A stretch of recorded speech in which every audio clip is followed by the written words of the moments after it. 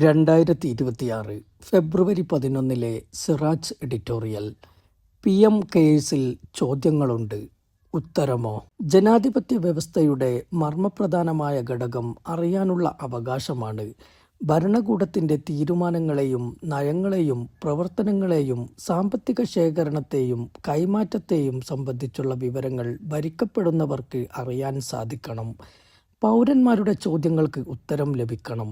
വിമർശങ്ങൾക്കും പ്രശംസകൾക്കും ഒരുപോലെ കാതോർക്കണം. ചോദ്യം ചോദിക്കുന്ന കുട്ടിയെ പുറത്താക്കിയാൽ ചോദ്യമില്ലാതാകില്ല. ചോദ്യങ്ങൾക്കുള്ള സാധ്യത നിരാകരിക്കുന്നത് ജനാധിപത്യപരമല്ല. യൂണിയൻ സർക്കാർ നിരന്തരം ചോദ്യങ്ങൾ കുഴിച്ചുമൂടുകയാണ്. പാർലമെന്റിൽ പ്രതിപക്ഷ നേതാക്കൾക്ക് സംസാരിക്കാൻ അവസരം നിഷേധിക്കുന്നിടത്ത് ഈ ജനാധിപത്യ വിരുദ്ധ സമീപനം കാണാം. വിവരാവകാശ നിയമത്തിന് പരിധി നിശ്ചയിക്കണമെന്ന നിർദ്ദേശം സാമ്പത്തിക അവലോകന റിപ്പോർട്ടിൽ കടന്നുവരുന്നിടത്തും ഇതേ വികലനയം തന്നെയാണ് കാണുന്നത്. PM കെയേഴ്സ് നിധി, പ്രധാനമന്ത്രിയുടെ ദേശീയ ദുരിതാശ്വാസ നിധി, ദേശീയ പ്രതിരോധ നിധി എന്നിവയെക്കുറിച്ച് പാർലമെന്റിൽ ചോദ്യം അനുവദിക്കില്ലെന്നാണ് പുതിയ ശാഠ്യം. PM കെയേഴ്സ് അടക്കമുള്ളവയിൽ ചോദ്യങ്ങൾ അനുവദിക്കരുതെന്ന് പ്രധാനമന്ത്രിയുടെ ഓഫീസ് ലോക്സഭാ സെക്രട്ടേറിയറ്റിന് നിർദ്ദേശം നൽകിയിരിക്കുകയാണ്. 3 ഫണ്ടുകളുമായും ബന്ധപ്പെട്ട ചോദ്യങ്ങൾ ലോക്സഭയിലെ നടപടിക്രമങ്ങളും നടത്തിപ്പ് പെരുമാറ്റച്ചട്ടങ്ങളും പ്രകാരം അനുവദനീയമല്ലെന്ന് കഴിഞ്ഞ മാസം 30 പ്രധാനമന്ത്രിയുടെ ഓഫീസ് ലോക്സഭാ സെക്രട്ടേറിയറ്റിനെ അറിയിച്ചതായാണ് റിപ്പോർട്ട്. ഈ 3 ഫണ്ടിലുമുള്ളത് ജനങ്ങൾ നേരിട്ട് സ്വമേധയാ നൽകിയ സംഭാവനയാണെന്നും കേന്ദ്ര സർക്കാരിൻ്റെ പൊതുഫണ്ടിൽ നിന്ന് അതിലേക്ക് തുകയൊന്നും അനുവദിക്കാറില്ലെന്നുമാണ് സർക്കാരിൻ്റെ ന്യായീകരണം. അതിനാൽ ഇവയുമായി ബന്ധപ്പെട്ട ചോദ്യങ്ങൾക്കോ ശൂന്യവേളയിലെ പരാമർശങ്ങൾക്കോ അനുമതി നൽകരുതെന്നാണ് നിർദ്ദേശം. PM കെയേഴ്സ് ഫണ്ട്, പ്രധാനമന്ത്രിയുടെ ദേശീയ ദുരിതാശ്വാസ ഫണ്ട് എന്നിവ പ്രധാനമന്ത്രിയുടെ ഓഫീസിന്റെ നേരിട്ടുള്ള നിയന്ത്രണത്തിലാണ് പ്രവർത്തിക്കുന്നത്. ദേശീയ പ്രതിരോധ ഫണ്ട് നിയന്ത്രിക്കുന്നത് പ്രധാനമന്ത്രി ചെയർപേഴ്സണും പ്രതിരോധ, ധനകാര്യ, ആഭ്യന്തര മന്ത്രിമാർ അംഗങ്ങളുമായ എക്സിക്യൂട്ടീവ് കമ്മിറ്റിയാണ്. MP-മാർക്ക് പാർലമെന്റിൽ ചോദ്യങ്ങൾ ഉന്നയിക്കണമെങ്കിൽ അത് ഓരോ സമ്മേളനം തുടങ്ങുന്നതിനു മുമ്പ് നിശ്ചയിച്ച തീയതിക്കുള്ളിൽ ലോക്സഭ രാജ്യസഭാ സെക്രട്ടേറിയറ്റിന് എഴുതി നൽകിയിരിക്കണം. സെക്രട്ടേറിയറ്റ് അനുവദിക്കുന്ന ചോദ്യങ്ങൾക്ക് മാത്രമാണ് മറുപടി നൽകുക. നിർണായകമായ 3 ഫണ്ടുകളുടെ കാര്യത്തിൽ പൗരന്മാരുടെയും MP-മാരുടെയും അറിയാനുള്ള അവകാശം പൂർണ്ണമായി നിരാകരിക്കപ്പെടുമെന്ന് ചുരുക്കം. കോവിഡ് മഹാമാരി മൂലമുണ്ടായ അടിയന്തര സാഹചര്യം നേരിടുന്നതിനായി 2020 മാർച്ച് 27 രൂപവൽക്കരിച്ച സംവിധാനമാണ് PM കെയേഴ്സ്. കോവിഡാനന്തരം പൊതുജനാരോഗ്യവുമായി ബന്ധപ്പെട്ട പ്രതിസന്ധികൾ തരണം ചെയ്യാൻ ഫണ്ട് ഉപയോഗിക്കുമെന്ന് കേന്ദ്ര സർക്കാർ വ്യക്തമാക്കിയിട്ടുണ്ട്. പ്രധാനമന്ത്രിയാണ് PM കെയേഴ്സ് ഫണ്ടിന്റെ എക്സ് ഒഫീഷ്യോ ചെയർമാൻ. പ്രതിരോധ മന്ത്രി, ആഭ്യന്തരമന്ത്രി, ധനമന്ത്രി എന്നിവർ ഫണ്ടിന്റെ എക്സ് ഒഫീഷ്യോ ട്രസ്റ്റികളാണ്.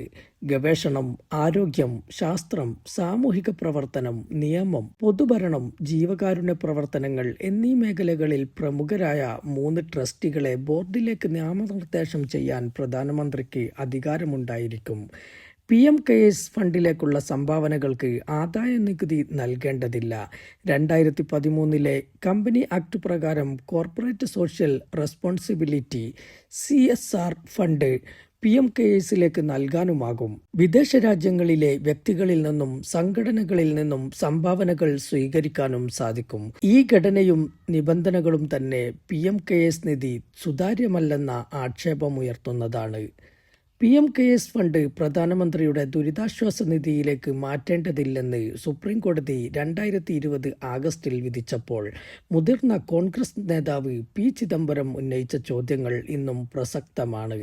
കോവിഡ് പ്രതിരോധ പ്രവർത്തനങ്ങൾക്ക് പണം അനുവദിക്കുന്നതിലെ നടപടിക്രമങ്ങൾ എന്താണ്? ഫണ്ട് ശേഖരണം ആരംഭിച്ചതു മുതൽ ആരെല്ലാമാണ് ഇതിൻ്റെ ഗുണഭോക്താക്കൾ?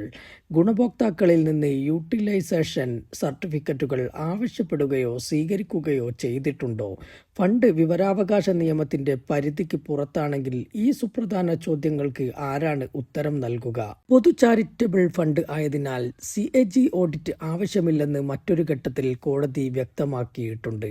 PM കെയേഴ്സ് ഫണ്ട് വിവരാവകാശ നിയമത്തിന് കീഴിൽ ഉൾപ്പെടുത്താനാകില്ലെന്ന് പ്രധാനമന്ത്രിയുടെ ഓഫീസ് ഡൽഹി ഹൈക്കോടതിയിൽ സത്യവാങ്മൂലം നൽകിയത് 2023 കോവിഡ് കാലത്ത് അനാഥമാക്കപ്പെട്ട കുട്ടികളെ സഹായിക്കാൻ ഉദ്ദേശിച്ചിട്ടുള്ളതാണെന്ന് പറഞ്ഞ് ആരംഭിച്ച ഈ പദ്ധതിയിൽ ലഭിച്ച 51% അപേക്ഷകളും തള്ളിയെന്ന വിവരം വിവിധ സ്വതന്ത്ര ഏജൻസികൾ പുറത്തു കൊണ്ടുവന്നിരുന്നു. 613 ജില്ലകളിൽ നിന്നായി 9330 അപേക്ഷകൾ ലഭിച്ചതിൽ 4781 തള്ളി. അപേക്ഷകൾ എന്തുകൊണ്ട് തള്ളി എന്നത് വ്യക്തമാക്കപ്പെട്ടിട്ടില്ല. 2023 മാർച്ചിലെ കണക്കനുസരിച്ച് PM കെയേഴ്സ് ഫണ്ടിൽ 6283.7 കോടി രൂപയുടെ നീക്കിയിരിപ്പുണ്ട്. PM കെയേഴ്സ് നിധി, പ്രധാനമന്ത്രിയുടെ ദേശീയ ദുരിതാശ്വാസ നിധി, ദേശീയ പ്രതിരോധ നിധി എന്നിവ പൊതുജനങ്ങളുടെ ഫണ്ട് തന്നെയാണ്. അതിൻ്റെ വിശദാംശങ്ങൾ അറിയാൻ ജനങ്ങൾക്ക് അവകാശമുണ്ട്. ഇവിടെ പാർലമെന്റ് അംഗങ്ങളുടെ പ്രത്യേക അവകാശത്തിൻ്റെ പ്രശ്നവുമുണ്ട്. ചോദ്യത്തിന് ഉത്തരം നൽകാതിരിക്കാൻ മന്ത്രാലയം തീരുമാനിക്കുന്നതിനേക്കാൾ ഗുരുതരമാണ് ചോദ്യം പരിഗണിക്കുന്നത് തടയണമെന്ന് ലോക്സഭാ സെക്രട്ടേറിയറ്റിന് പ്രധാനമന്ത്രിയുടെ ഓഫീസ് നിർദ്ദേശം നൽകുന്നത്.